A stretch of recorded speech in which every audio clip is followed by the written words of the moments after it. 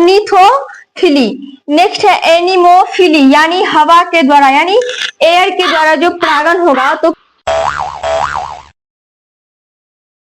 देखिए आज आप लोग को बायोलॉजी में स्वपरागण और परपरागण के बारे में बताएंगे, तो ध्यान से देखिए क्या है। स्वपरागण यानी सेल्फ पोलिनेशन, परपरागण यानी क्रॉस पोलिनेशन। देखिए परागण के प्रकार, परागण जो होता है पेड़ पौधे यानी फूल में, तो कितने प्रकार से होते हैं। देखिए कोई भी पेड़ पौधा है या फूल है उसमें परपरागण या परागण कीट के माध्यम से होता है या जलीय जीव के माध्यम से होता है, जीव जंतु के माध्यम से होता है।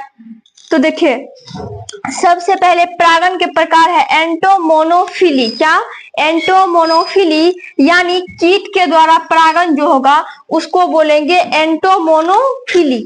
नेक्स्ट है ऑर्निथोफिली, यदि पक्षी के द्वारा परपरागण होगा तो क्या कहेंगे? ऑर्निथोफिली। नेक्स्ट है एनिमोफिली, यानी हवा के द्वारा यानी एयर के द्वारा जो परागण होगा तो क्या कहेंगे उसको? एनिमोफिली। अब है हाइड्रोफिली, यानी जल के द्वारा परागण होगा। क्या? जल के द्वारा परागण होगा। नेक्स्ट है जूफिली, यानी जीव जंतु के द्वारा परागण होगा। तो देखिए एंटोमोफिली मतलब हुआ कि कीट के द्वारा, यदि पेड़ पौधे जो है यानी फूल का पौधा जो उसमें क्या होता है? कीट यानी मधुमक्खी के द्वारा क्या होता है? पर परागण होता है, तो उसको क्या कहेंगे? एंटोमोनोफिली। अब है ऑर्निथोफिली, यानी पक्षी के द्वारा। क्या? पक्षी के द्वारा। जैसे कदम का पौधा है उसमें क्या होता है? चमगादड़ के द्वारा होता है, तो वो एक प्रकार का कीट हुआ, तो एंटोमोनोफिली हो जाएगा। और ऑर्निथोफिली यानी पक्षी के द्वारा भी होता है। अब है एनिमोफिली, यानी हवा के द्वारा। जैसे गेहूं का पौधा, मक्का का पौधा, उसमें क्या होता है? जब हवा चलती है तो क्या होता है? एक दूसरे से सब टकराता है। वहां क्या होता है? उनका स्त्री के सर पुंग के सर जाके किसी से मैच करता है, उसके बाद क्या होता है? उसमें परागण हो जाता है। तो देखिए यही है एनिमोफिली। अब है हाइड्रोफिली, यानी जल के द्वारा। जल के द्वारा जो जलीय जंतु जीव उसमें क्या होता है? जल के द्वारा होता है, उसमें क्या कहेंगे? हाइड्रोफिली। अब जैसे ले लीजिए कमल का पौधा, तो कहेंगे कमल के पौधे में किस प्रकार का पर परागण होता है, तो वहां क्या कहेंगे? जलीय नहीं बोलेंगे, यानी हाइड्रोफिली नहीं कहेंगे। उसमें क्या होता है? हवा के द्वारा पर परागण होता है। याद रखिएगा कि कमल के पौधे जल में है, लेकिन उसमें क्या होता है? हवा के द्वारा। हवा के द्वारा क्या होता है? उसमें पर परागण होता है जल के द्वारा। जल के द्वारा होता है जलीय जीव में, लेकिन कमल का पौधा में नहीं होता है। तो देखिए जूफिली। क्या? जूफिली जीव जंतु। क्या? जीव जंतु। तो देखिए जीव जंतु में क्या होगा? जीव जंतु जैसे हम लोग कहीं जाते हैं, कहीं गए फुलवाड़ी घूमने या तो कहीं गए, तो क्या होता है कि जब हम लोग जाते हैं ना तो हाथ से क्या करते हैं? टच करते हुए जाते हैं। तो ये जीव जंतु के द्वारा हो गया। और इसका सबसे अच्छा एग्जाम्पल यानी सबसे बेस्ट एग्जाम्पल है किसका? हाथी का। देखिए हाथी क्या होता है? सबसे बड़ा फूल है 40 किलोग्राम का। कौन? रेप्सिलिया। उसमें क्या करता है हाथी? उसका रस चूसकर फिर दूसरे में जाता है चूसने के लिए, उसका चूसता है, तो क्या होता है? उसका स्त्री के सर पुंकेसर उससे ऐसे क्या करता है? सबको पर परागण करा देता है। तो कौन कराता है? ये हाथी। तो ये हो गया जूफिली जीव जंतु। क्या? जीव जंतु। अब देखिए परागण। परागण तो देख लिए कि कितने किसके माध्यम से परागण होता है? कीट के माध्यम से, पक्षी के माध्यम से, हवा के माध्यम से, जल के माध्यम से, जीव जंतु के माध्यम से। ठीक है, ये हुआ परागण के प्रकार। अब देखिए परागण होता है दो विधि से। क्या? दो विधि से होता है। एक होता है स्वपरागण और एक होता है परपरागण, सेल्फ पोलिनेशन और क्रॉस पोलिनेशन। तो देखिए स्वपरागण क्या होगा? एक ही पेड़ में होगा। क्या होगा? एक ही पेड़ में। और परपरागण क्या होगा? दो अलग अलग पेड़ में होगा। तो देखिए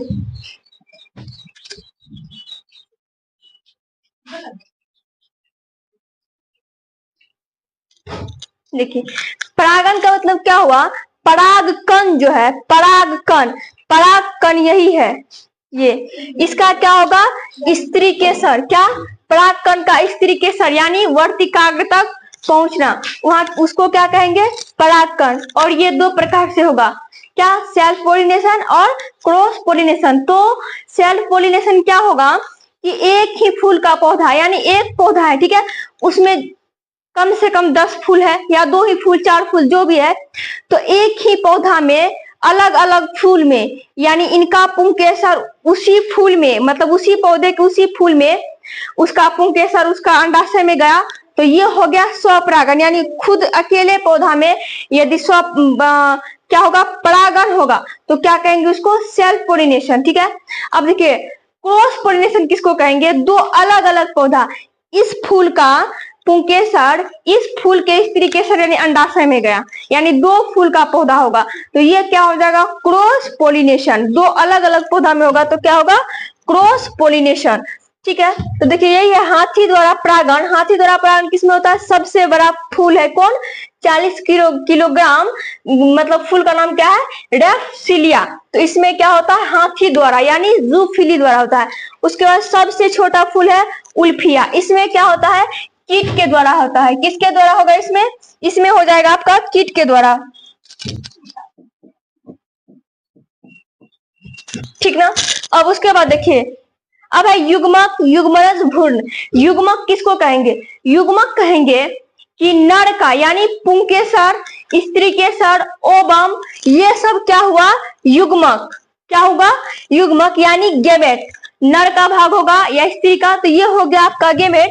अब देखिए नर का भी और नारी का भी, इसमें क्या होगा, पेड़ पौधा में, यानी पुंकेसर भी और स्त्री केसर भी। जब पुंकेसर और स्त्री केसर दोनों मैच करेगा तो क्या होगा, वहां युग्मनज का निर्माण होगा। यानी ये जब भी पूछेगा कि युग्मनज कितना क्या है, तो बोलना है 2n, यानी 2 युग्मक मिलकर क्या होगा, युग्मनज का निर्माण होगा। उसके बाद देखिए युग्मनज से क्या होगा, धीरे धीरे वो विकास करके क्या बनेगा, भ्रूण बनेगा। क्या बनेगा, भ्रूण। तो ये हो जाएगा 3n। देखिए भ्रूण, क्या भ्रूण। जब तक गर्भाशय में बच्चा है तब तक उसको क्या कहेंगे, एम्ब्रियो यानी भ्रूण कहेंगे। यहाँ तो गर्भाशय में क्या होगा, फूल होगा, फूल से धीरे धीरे विकास होकर क्या हो जाएगा, फल का निर्माण होगा। तो यहाँ भ्रूण को क्या कहेंगे, एम्ब्रियो। अब देखिए ये फूल का पौधा है, तो इसमें देखिए क्या होता है, ये जो है ये अंडाशय है। इसमें क्या होगा, 3 अंडाशय है, अंडाणु है। अंडाशय में क्या है, 3 अंडाणु है यानी ओवम है। ओवरी में क्या है, 3 ओवम है। और 2 देखिए परागकण, क्या परागकण, यहां से जो ये है इसी से क्या हुआ है, 2 परागकण निकला है। 2 परागकण निकल के कहा आया है, अंडाशय में। तो इसमें क्या होगा, एक परागकण और एक अंडाणु क्या होगा, मिल के क्या बना देगा, भ्रूण बनाएगा। क्या बनाएगा, भ्रूण यानी फल बनाएगा, यानी भ्रूण बनाएगा। वो धीरे धीरे विकास करके क्या होगा, फल में विकसित हो जाएगा। तो एक क्या समझ में आया, एक परागकण और एक अंडाणु मिलकर क्या किया, भ्रूण बना लिया।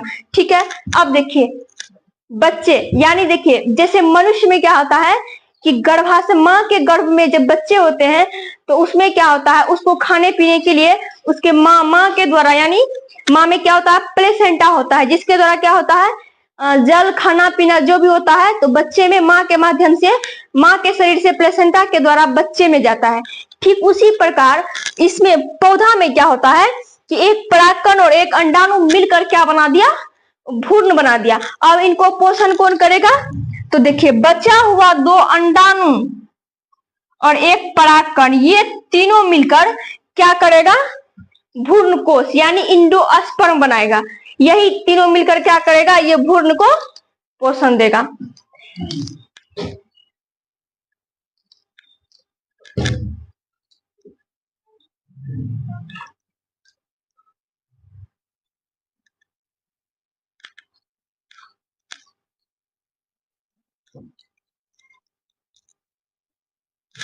तो ध्यान दीजिए, एक अंडाणु, क्या, एक अंडाणु, स्त्री केसर में 3 अंडाणु होता है। कितना, 3 अंडाणु,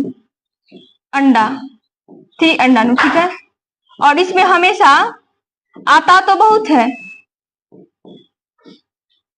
परागकण, लेकिन हमेशा 2 ही मैच करता है, 2 ही आता है, 2 परागकण आता है। कितना आता है, 2 आता है, जिसमें से एक अंडाणु और एक परागकण दोनों मैच करके क्या बनाता है, एक अंडाणु और एक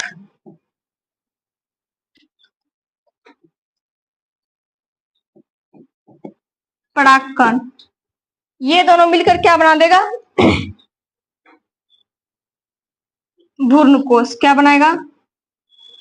भ्रूण बनाएगा, बच्चा भ्रूण, यानी यही भ्रूण विकास होकर क्या बना देगा? फल बना देगा। अब बाकी इसमें 2 अंडाणु बचा और 1 परागकण, यानी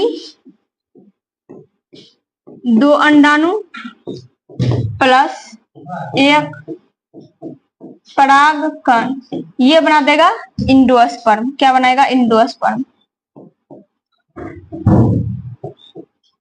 जो भ्रूण को पोषण देगा, भ्रूण का पोषण करना। ठीक है।